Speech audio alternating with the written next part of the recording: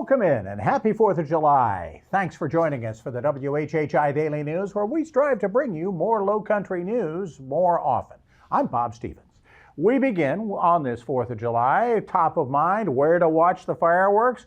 Well, Bluffton's already shot off its public display Saturday. Hilton Head Island has two big shows, one at Shelter Cove, one at Harbortown. The Shelter Cove fireworks will have shuttle buses running from the Fresh Market shops if you want to avoid the masses closer to the park. There'll also be shuttle buses from the primary parking lots near the front gates of Sea Pines into the festivities at Harbortown. Sands Beach will also be the site of a big show north of the Broad. You're advised to park away from the beaches and walk in there. Another sky show was hopefully visible through the scattered cloud cover in front of the first full moon, the first supermoon of the year, Monday night. It's called the buck moon because the antlers of male deer are supposedly in full growth mode at this time.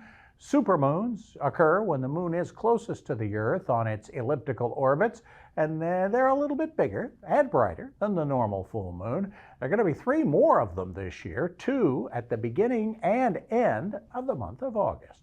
Coming on the heels of the First Lady's visit to Parris Island last week and former President Trump's visit to the upstate over the weekend, President Biden himself will visit South Carolina Thursday to promote the implementation of his Inflation Reduction Act and other elements of what's being called Bidenomics. Details on the visit have not yet been finalized. Energy Secretary Granholm and Transportation Secretary Buttigieg have both been in the state recently to visit an EV charging station manufacturer and to talk broadband expansion in rural areas. A trial date still has not been set for the St. Helena mother who's accused of drowning her 6-year-old daughter and trying to drown her 8-year-old in the family's bathtub back in May.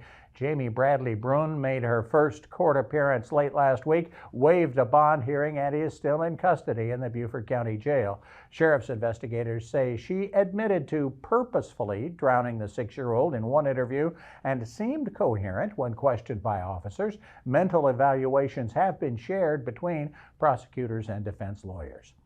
And always a big worry this time of the year when so many people are walking and crossing our often dark roadways. Nationally, the Governor's Highway Safety Association says over 7,500 walkers were killed by drivers last year nationally. That's more than 20 a day and a 77% increase from 2010. South Carolina is the 5th worst state for pedestrian deaths per capita, behind New Mexico, Arizona, Florida, and Louisiana.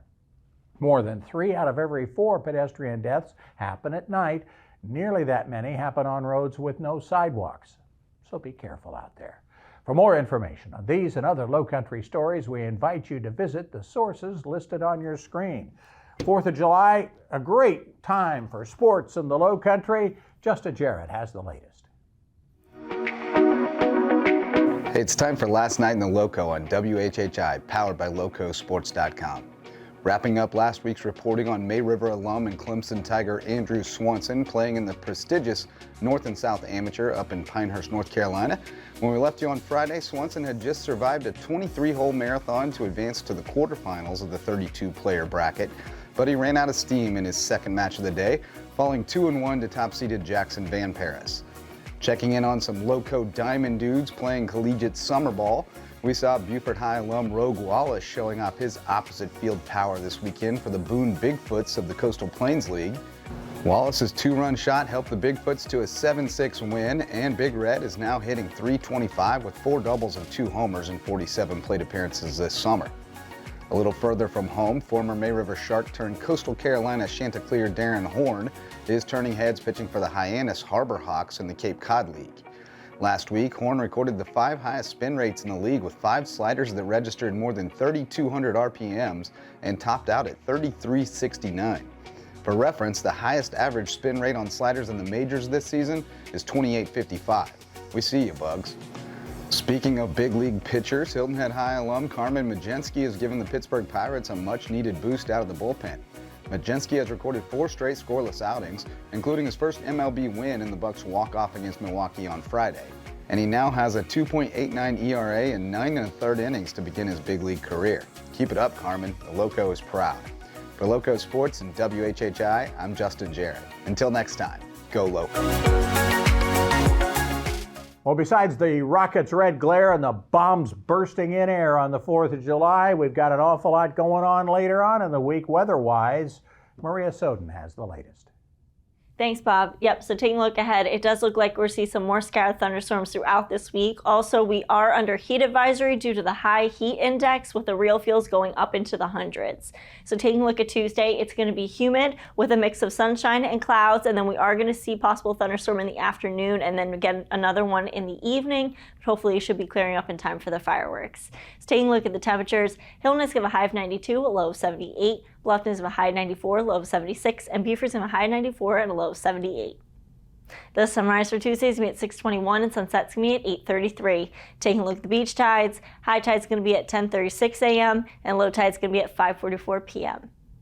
Taking a look into the rest of the week, Wednesday it's going to be sunny to partly cloudy with a thunderstorm in the late afternoon, and they may continue on into the evening. Highs in the 90s, lows in the 70s. Come Thursday, it's going to be partly cloudy again with scattered thunderstorms throughout the afternoon and continuing on into the evening. Highs in the 90s, lows in the 70s. And then come Friday, we're going to see a thunderstorm in the morning, but should be clear throughout the afternoon. And then we're going to see another thunderstorm later in the evening with highs in the 90s and lows in the 70s. That's it for today. Let's head back to the desk. The rest of the summer and into the fall, get ready to get off the beach and get back to work in the gym. We're going to talk with the Hilton Head Island Rec Center folks in just a moment. But first, we're going to talk with the Port Royal Charitable Foundation. See what they're up to, Port Royal here on Hilton Head Island. Stay with us. The WHHI Daily News continues.